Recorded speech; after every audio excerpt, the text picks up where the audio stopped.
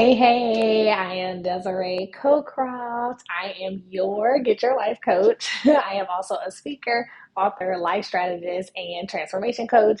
And I'm here to talk about 4 habits of women with high energy. And I happen to be a woman with high energy. And so I'm here to give you some tips about women that I work with, as well as some things that I personally do because I have a lot of energy. People tell me I have a lot of energy. I know I have a lot of energy. And so I definitely know what it takes to keep this energy that I have up, as well as to do what it is that's necessary so that I can really recharge myself on a regular. So the first thing is really good self-care. And so I know self-care is a buzzword these days and all of that, but truly to have the energy that you need to manage your priorities, to really focus on the things that you love most, the people you love most, the work that you love most, the life that you love. It's really important to take that time out for yourself. So I actually make sure on a daily basis that I am doing something physically active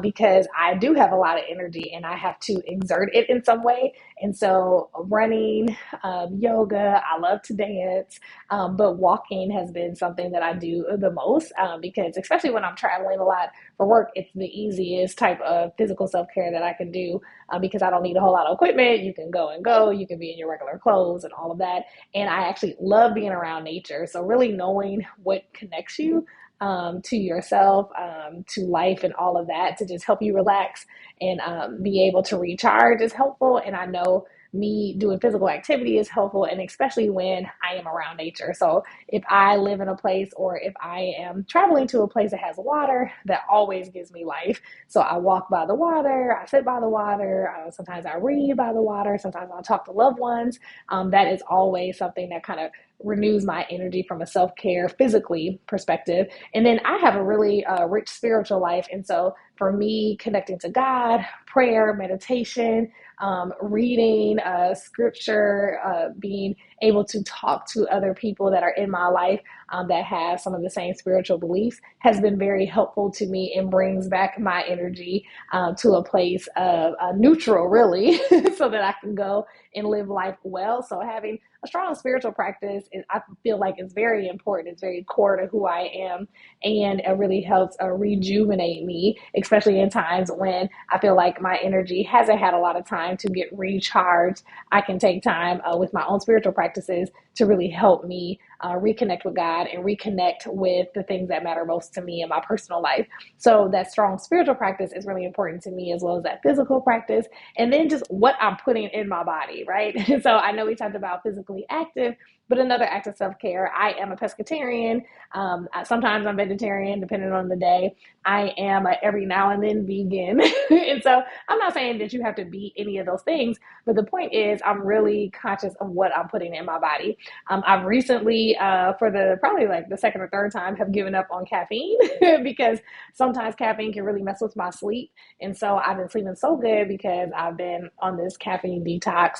And so just knowing your body, listening to your body, knowing what you should be putting in it, drinking a lot more water, and all of that. I've recently done acupuncture for the first time. So trying to put some of those things into my regimen. I know I'm talking about, I guess like physical and the things that you put in your body more in this self-care piece. Well, I also talked about spiritual, but I think I always go back to body because, we only get one body and we got to take care of it because every day there's wear and tear on it. So I'm always trying to figure out how to make sure I'm taking care of myself. And plus, I've been an athlete most of my life, a dancer, an athlete, and all of that. And so I'm very conscious of how I'm taking care of my body and listening to my body. So I think that that's really important. If you want high energy, what are you putting in your body? How are you treating your body, right? Is really important. And again, I talk about that spiritual practice.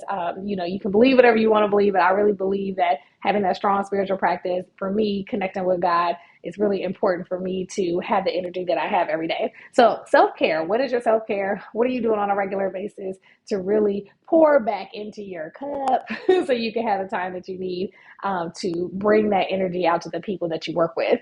All right, so that's a one thing.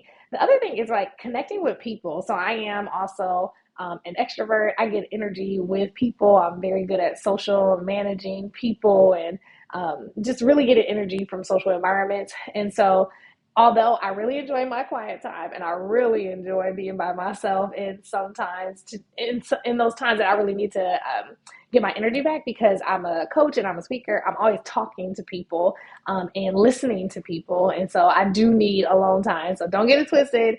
Extroverts do need alone time.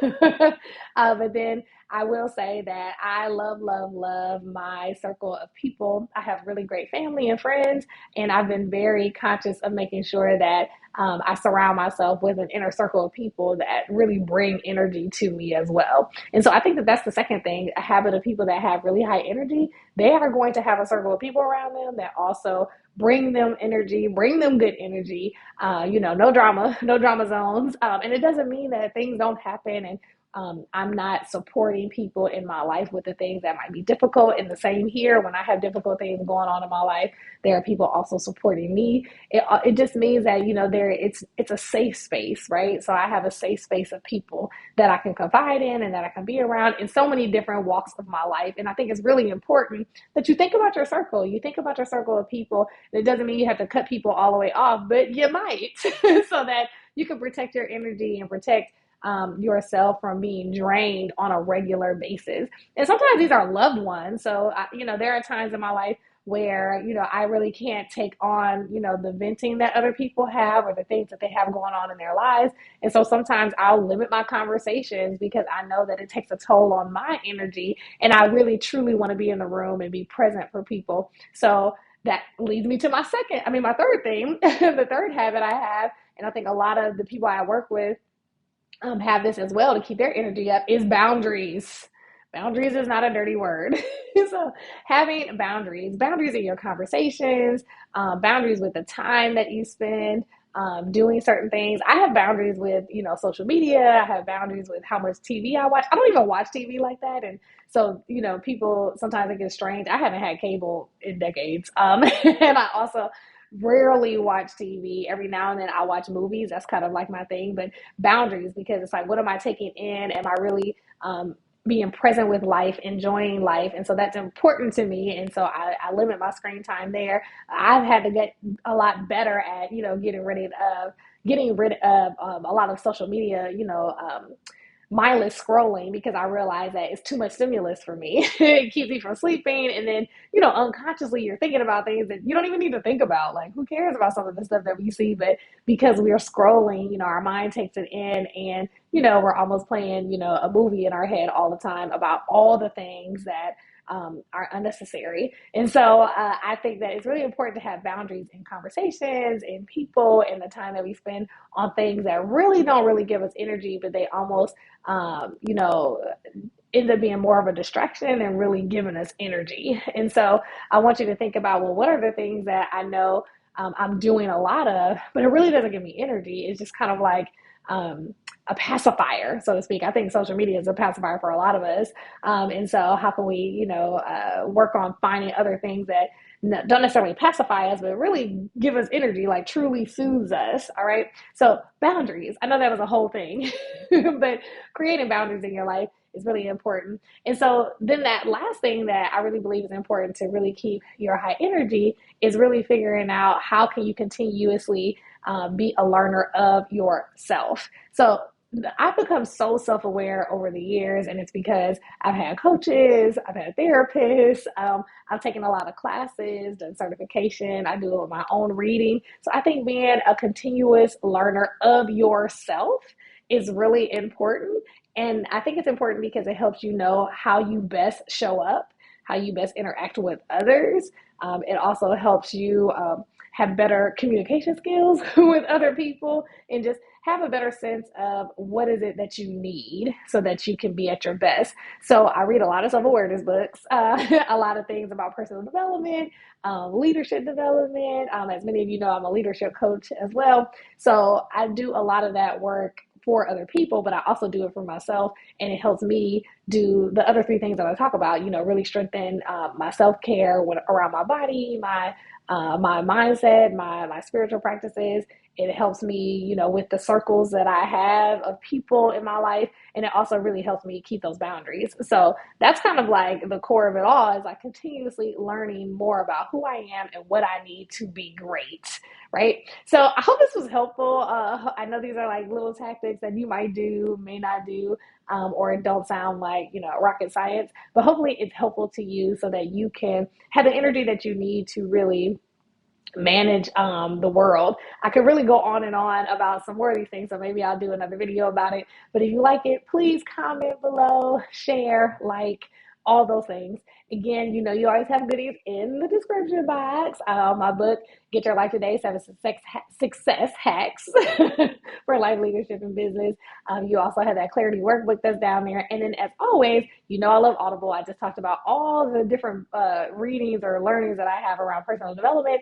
A lot of it has come from me listening to Audible on a regular. So go ahead and click on that free membership for Audible so that you can get it on me. No extra cost to you, but it does help support my channel. So if you have any other things that you want to hear more about on this channel, feel free to put it in the comments. Love to hear from you. And as always, go and be great.